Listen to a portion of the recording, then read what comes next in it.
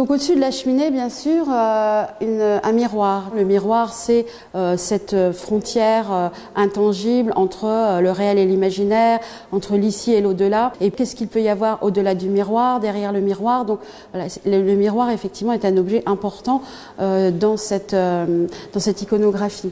Alors ce miroir, en fait, il y a deux types de miroirs. Donc il y a le miroir réfléchissant, et donc qui peut jouer donc sur cette différence entre l'ici et l'au-delà.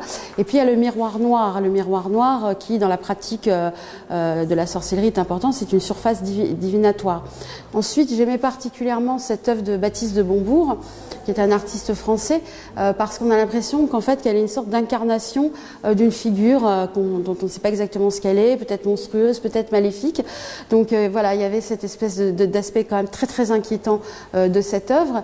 Et puis ensuite, j'aimais en fait l'idée de ces facettes éclatées qui, d'une manière un peu métaphorique, représentent la multiplicité des facettes de la sorcière, parce qu'effectivement, quand on commence à travailler sur le thème des sorcières, on se rend compte qu'il n'y a pas une seule manière de s'intéresser aux sorcières ou de parler des sorcières, que la figure de la sorcière, elle draine historiquement et géographiquement énormément de réalité. Donc en fait, pour moi, ce miroir est aussi symbolique de cette diversité.